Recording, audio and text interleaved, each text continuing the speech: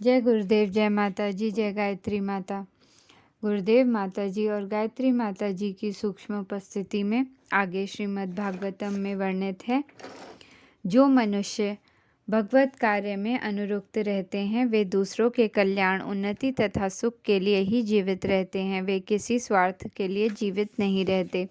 राजा परीक्षित ने समस्त सांसारिक वैभव की आसक्ति से मुक्त होते हुए भी अपने उस मर्म शरीर को क्यों त्यागा जो दूसरों के लिए आश्रय था। परीक्षित महाराज आदर्श राजा तथा गृहस्थ थे क्योंकि वे भगवत भक्त थे। भगवत भक्त में स्वतः समस्त उत्तम गुण आ जाते हैं और महाराज इसके विशिष्ट उदाहरण थे। व्यक्तिगत रूप से उन्हें अपने अधिकार में उपलब्ध सांसारिक ऐश्वर्य से कोई आसक्ति नहीं थी, लेकिन क्योंकि वे जनता के चतुर्दिक कल्याण के लिए राजा बने थे, अतएव वे जनता के मात्र इस जीवन के कल्याण के लिए नहीं अपितु उनके अगले जीवन के कल्याण के लिए भी कल्याणकारी कार्यों में सदैव व्यस्त रहना चाहते थे। वे पशुवध केंद्रों की या गोवध की अनुमति नहीं देते थे। वे ऐसे अल्पज्ञ तथा पक्षपाती प्रशासक न थे जो एक जीव को तो सुरक्षा प्रदान करते और दूसरे का वध होने देते। चूंकि वे भगवत भक्त थे, अतएव वे यह अच्छी प्रकार जानते थे कि मनुष्य, पशुओं, पौधों तथा समस्त जीवित प्राणियों के सुख के लिए किस प्रकार प्रशासन चलाना चाहिए।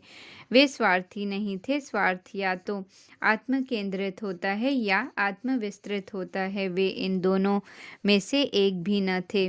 उनका स्वार्थ तो परम सत्य परमेश्वर को प्रसन्न करने में था। राजा परमेश्वर का प्रतिनिधि होते हुए हैं, अतएव राजा का उद्देश्य परमेश्वर के उद्देश्य के समान होना चाहिए। परमेश्वर चाहते हैं कि सारे जीव उनके आज्ञाकारी बने और इस प्रकार से सुखी हों। अतः राजा का स्वार्थ इसी में है कि भगवत धाम वापस जाने में वह अपनी प्रजा को मार्गदर्शन करे। अतएव प्रजा के कार्यकलापों को इस प्रकार समन्वित किया जाना चाहिए कि सभी मनुष्य अंत में भगवत धाम वापस जा सकें। प्रतिनिधि राजा के शासन में संपूर्ण साम्राज्य ऐश्वर्य से परिपूर्ण रहता है।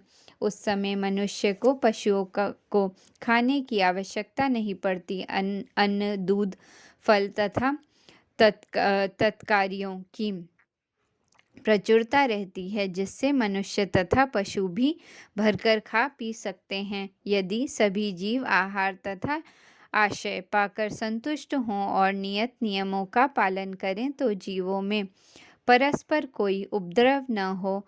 महाराज परीक्षित योग्य राजा थे, अतएव उनके शासन में सभी मनुष्य सुखी थे।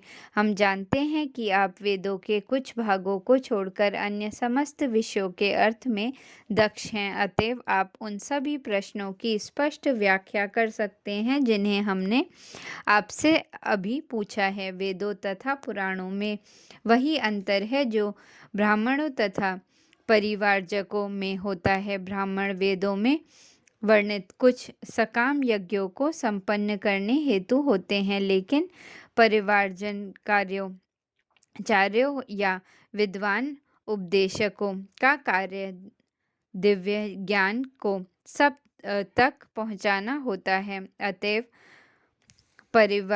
परिवक्चार्य सदा वैदिक मंत्रों का उच्चारण में पेटू नहीं होते, जिनका अभ्यास ब्राह्मणों द्वारा लय युक्त उच्चारण में नियमित रूप से किया जाता है। क्योंकि ब्राह्मण वैदिक अनुष्ठानों को संपन्न कराने हेतु होते हैं, लेकिन इससे यह नहीं समझना चाहिए कि परिवारजकों की अपेक्षा ब्राह्मण अधिक महत्वपूर्ण है। वे एक साथ एक तथा भिन्न है, क्योंकि विभिन्न मार्गों के होते हुए भी उनका लक्ष्य एक है। वैदिक मंत्रों में एवं पुराणों तथा इतिहास में जो कुछ वर्णित है उनमें भी कोई अंतर नहीं है। शील जीव गोस्वामी के अनुसार मध्यन्दित श्रुति में उल्लेख हुआ है कि संपूर्ण वेद अर्थात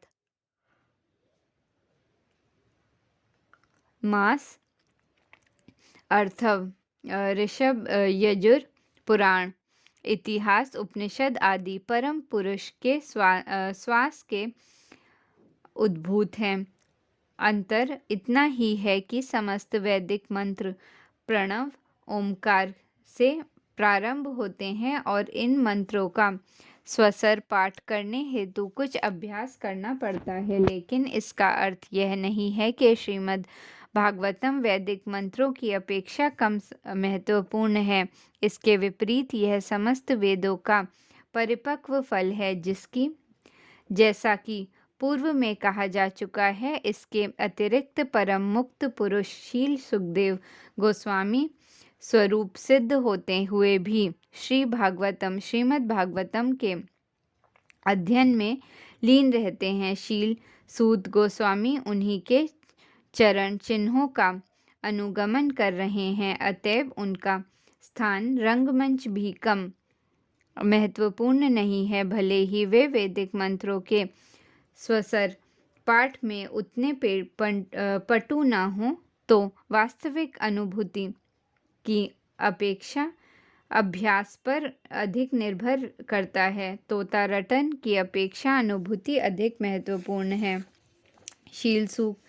शील सूत गोस्वामी ने कहा, जिस समय दूसरे द्वापर युग में तीसरे युग का अतिक्रमण किया, तब वासु की पुत्री सत्यवती की कोख से पराशर द्वारा महान ऋषि शील व्यासदेव ने जन्म लिया।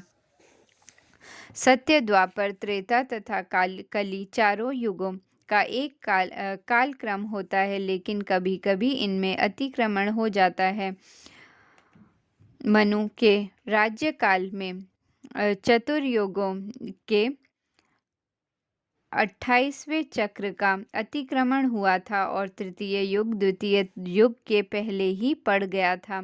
ऐसे विशेष युग में भगवान श्री कृष्ण भी अवतरित होते हैं और इसलिए कुछ विशेष परिवर्तन हुआ था। महर्षि की माता सत्यवती वसु मछुआरे की पुत्री थी और उनके पिता महामुनि पराशर थे। शील व्यासदेव के जन्म का यही इतिहास है।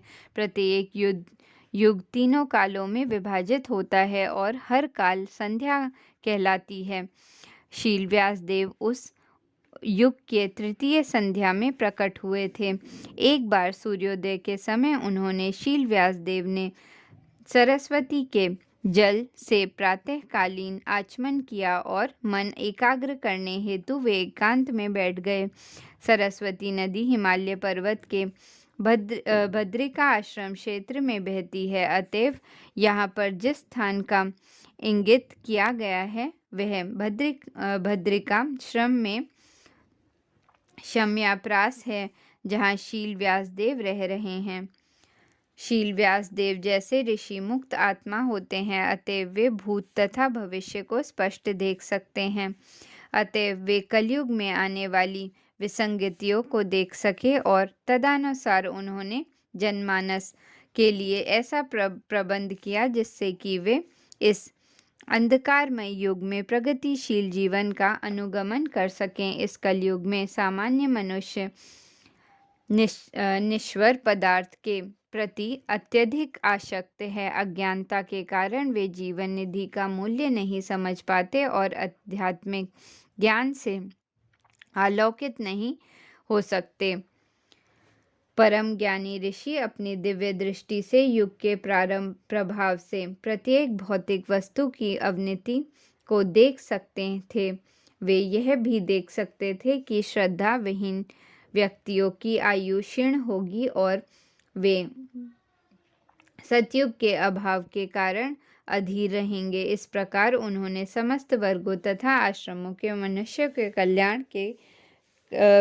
कल्याण पर विचार किया। काल की अप्रकट शक्तियाँ इतनी प्रबल होती हैं कि वे सारे पदार्थ को समयानुसार विस्मृत के गर्भ में डालकर क्षीण कर देती हैं।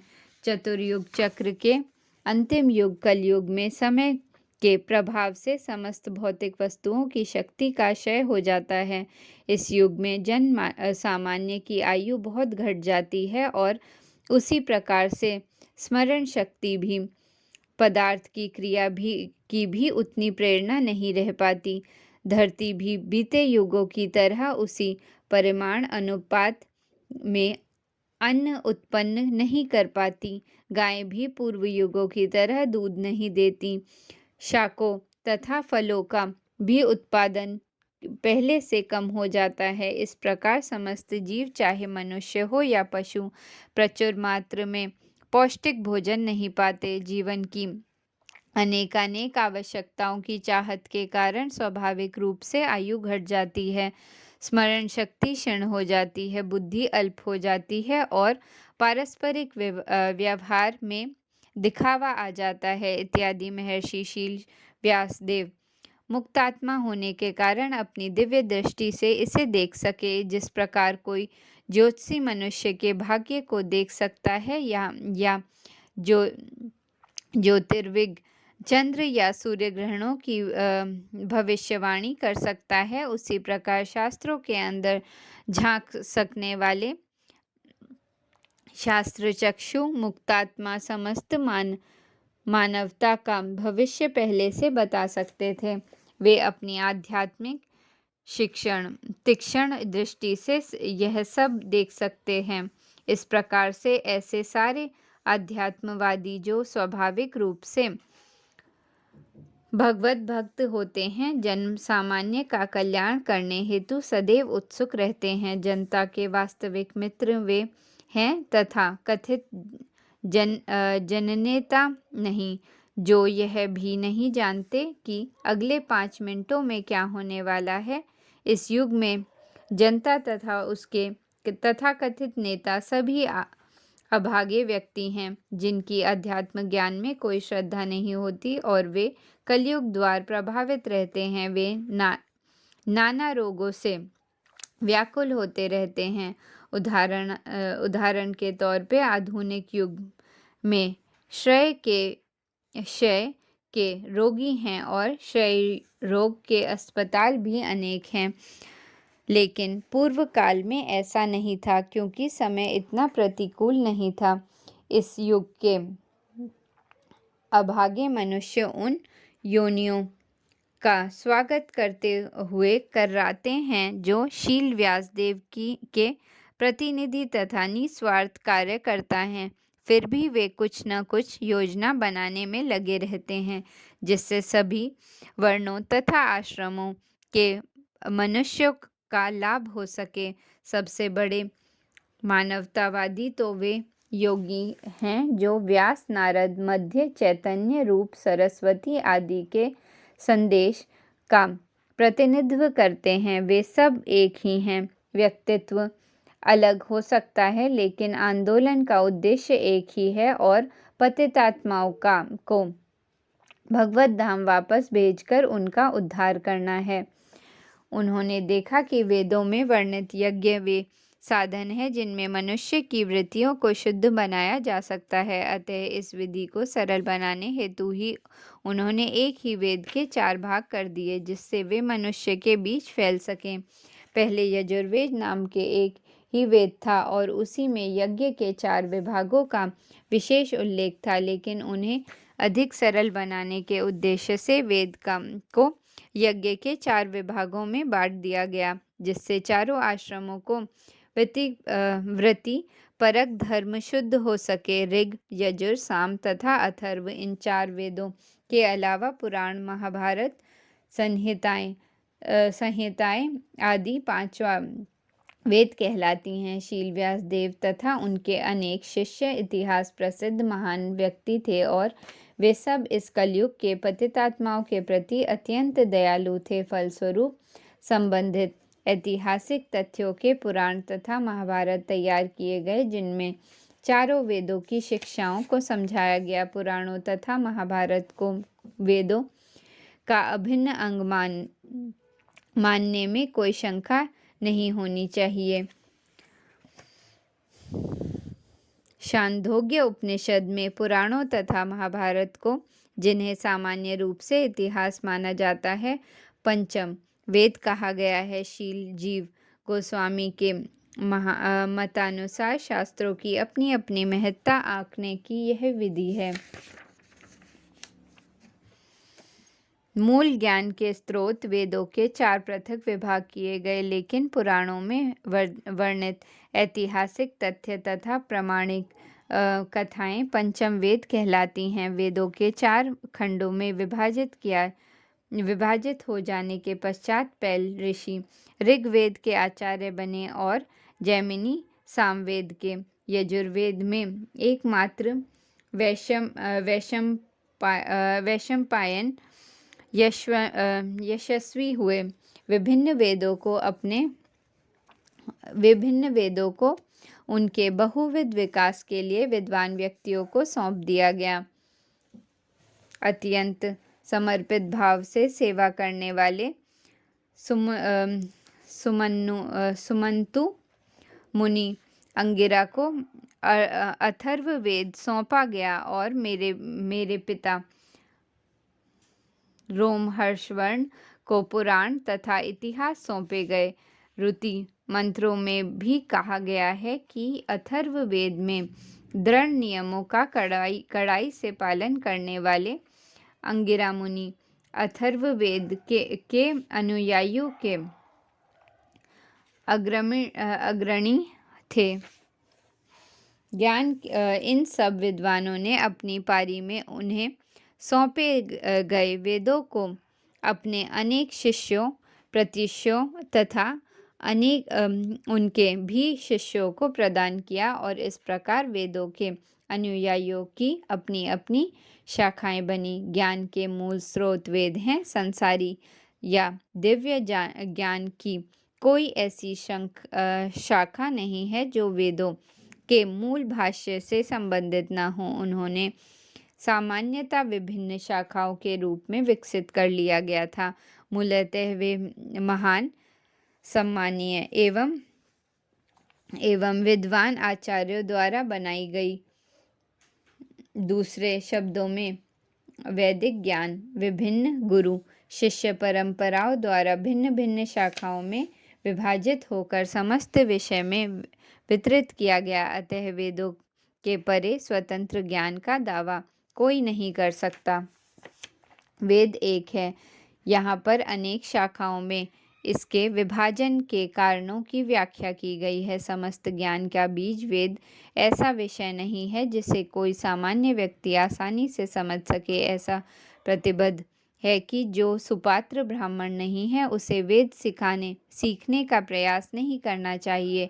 इस प्रतिबद्ध की कई प्रकार से अनुचित व्याख्या की गई है। मनुष्यों का एक वर्ग ब्रह्मकुल में जन्म लेने के कारण ही ब्राह्मण योग्यता का दावा करता है और वह वेदों के अध्ययन पर ब्राह्मण जाति का एकाधिपत्य मानता है। मनुष्यों का दूसरा वर्ग इसे उस जाति वालों पर अन्याय बताता है जो ब्राह्मण कुल में जन्म नहीं ले पाते, लेकिन ये दोनों ही दिग्भ्रमित हैं। वेदों का विषय ऐसा है जिसकी व्याख्या ब्रह्मा के समक्ष भी श्री भगवान को करनी पड़ी थी। अतएव विलक्षण सतोगुणी व्यक्ति ही इस विषय को समझ सकते हैं। रजोगुणी तथा तमोगुणी मनुष्य वेद के विषय को नहीं समझ पाते। वैदिक ज्ञान का परम उद्देश्य भगवान श्री कृष्ण है। जो मनुष्य रजो तथा तमोगुणी है वे श्री भगवान को बहुत कम समझ पाते हैं। सत्यगुणी में प्रत्येक व्यक्ति सतोगुणी होता है। धीरे धीरे त्रेता तथा द्वापर युगों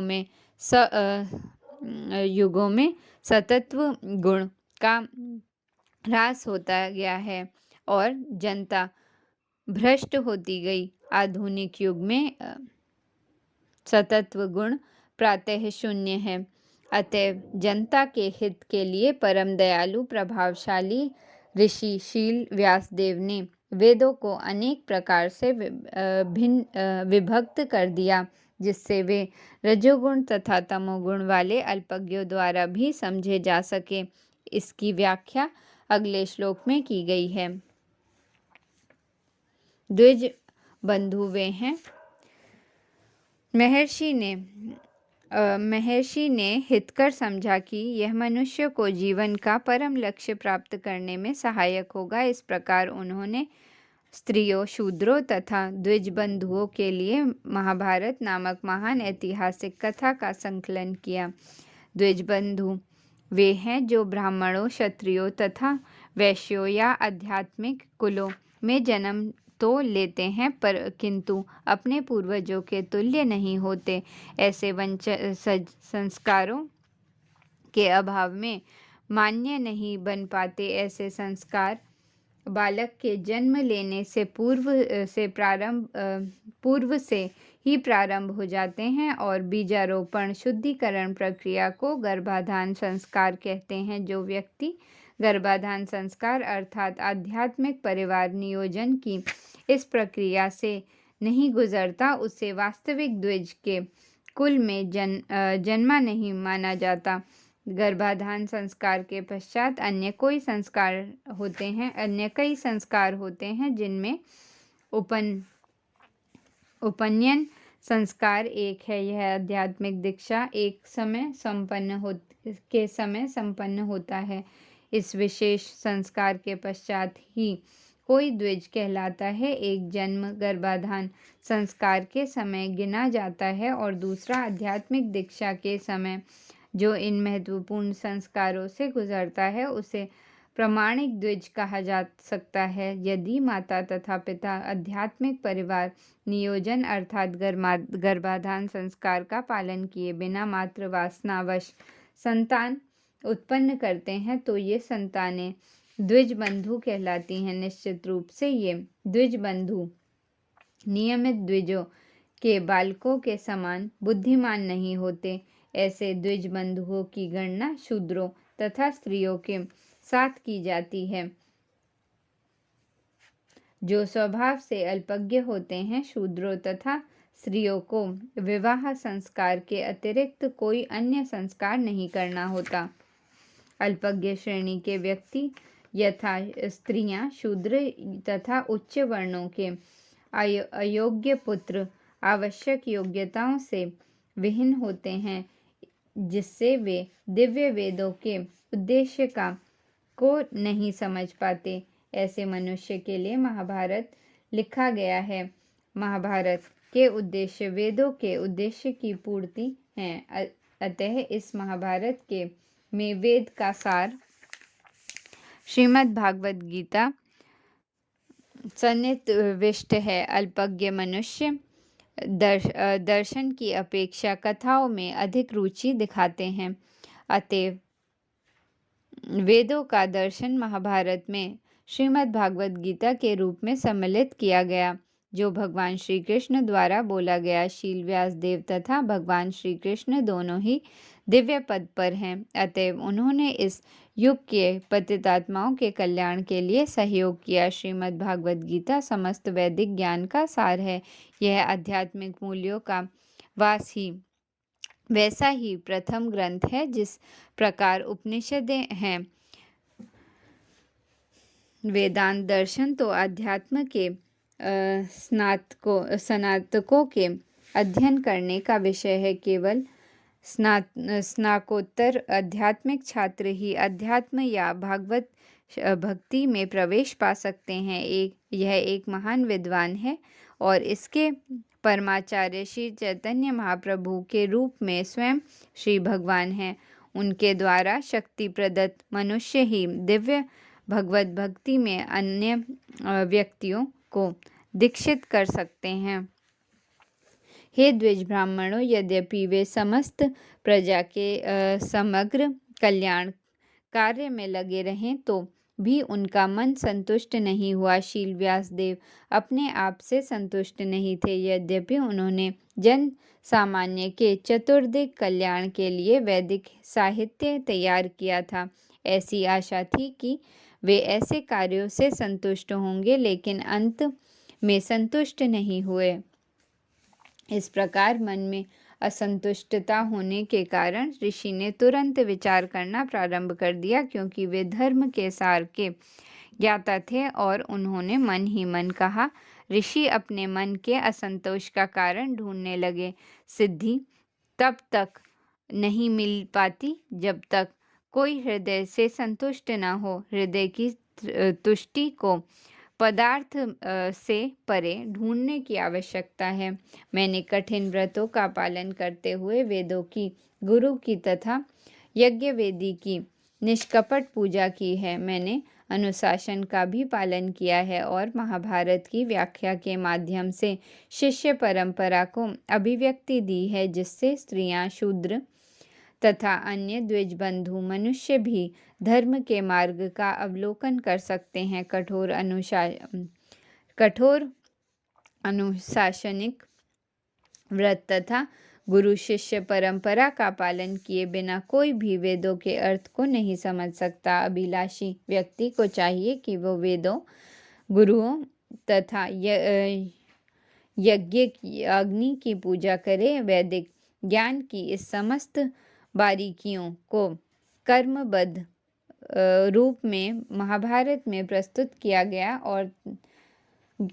है, ताकि स्त्री वर्ग, श्रमिक वर्ण तथा ब्राह्मण, क्षत्रिय और वैश्य कुलों में अयोग्य व्यक्ति उन्हें समझ सके। इस युग में मूल वेदों की अपेक्षा महाभारत अधिक आवश्यक है। वेदों के लिए जितनी बातों की आवश्यकता है, यद्यपि मैं उनसे पूर्ण रूप से सज्जित हूँ, तथापि मैं अपूर्णता का अनुभव कर रहा हूँ। निसंदेह शील व्यासदेव वैदिक उपलब्धियों से परिपूर्ण थे। पदार्थ जड़ता में डूबे हुए जीव की शुद्धि वेद वर्णित कृतों में से ही संभव है, लेकिन सर्वोच्च उपलब्धि तो भिन्न है। इसे प्राप्त किए बिना जीव चाहे पूर्ण रूप से सज्जित क्यों न हो, दिव्य स्थिति को प्राप्त नहीं कर सकता। ऐसा लगता है कि शील व्यासदेव उलझ गए थे, जिसके कारण वे असंतुष्ट थे। हो सकता है ऐसा इसलिए हो कि मैंने श्री भगवान की भक्ति का विशेष रूप से कोई संकेत नहीं किया, जो सिद्ध जीवों तथा अच्युत श्री भगवान दोनों को प्रिय है। शील व्यासदेव जिस असंतोष का अनुभव कर रहे थे, वह यहाँ पर उन्हीं के शब्दों में अव्यक्त हुआ है।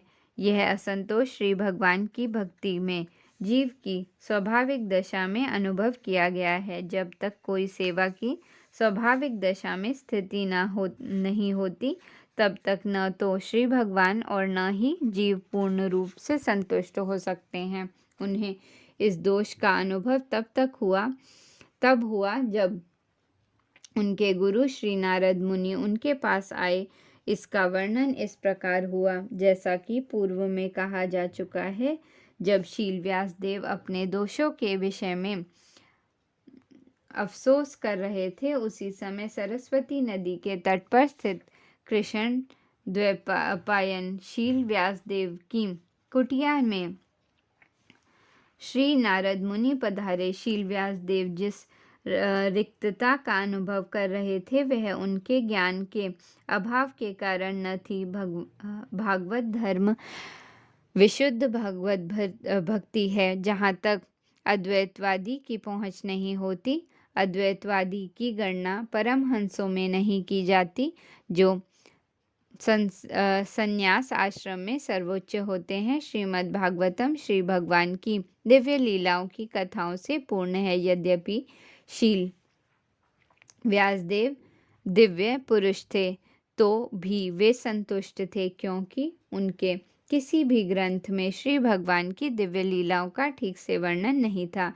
इसकी प्रेरणा भगवान श्री कृष्ण ने सीधे शील व्यासदेव के हृदय में उत्पन्न की, अतएव उन्हें रिक्तता का अनुभव हुआ, जैसा कि ऊपर कहा गया है, जहाँ यह निश्चित रूप से बताया गया है कि श्री भगवान की प्रेमा भक्ति के बिना सब कुछ शून्य है। लेकिन श्री भगवान की भक्तिमय सेवा में सकाम कर्म या शुष्क चिंतन का अलग से प्रयास किए बिना ही सब कुछ संभव है। श्री नारद मुनि के शुभागमन पर शील व्यासदेव संपूर्ण सम्मान पूर्वक उठकर खड़े हो गए और उन्होंने सृष्टा ब्रह्मा के सामने उनकी पूजा की। विधि का अर्थ है प्रथम सृजित जीव ब्रह्मा। वे वेदों के मूल जिज्ञासु तथा आचार्य भी थे। उन्होंने सर्वप्रथम भगवान श्री कृष्ण से वेदों को सीखा और सबसे पहले श्री नारद मुनि को पढ़ाया। अतएव आध्यात्मिक गुरु शिष्य परंपरा में श्री नारद मुनि द्वितीय आचार्य हैं। वे ब्रह्मा के प्रतिनिधि हैं, अतएव उनका सम्मान समस्त विद्या नियमों के पिता ब्रह्मा के समान किया जाता है। इसी प्रकार श्रृंखला के अन्य क्रमागत शिष्यों का भी सम्मान आदि गुण के प्रतिनिधियों के समान ही किया जाता है। इस प्रकार श्रीमद् भागवतम के प्रथम स्कंद के अंतर्गत श्री नारद मुनि का प्राकट्य नामक चौथे अध्याय के भक्ति वेदांत तात्पर्य पूर्ण हुए। जय गुरुदेव, जय माता जी, जय गायत्री माता।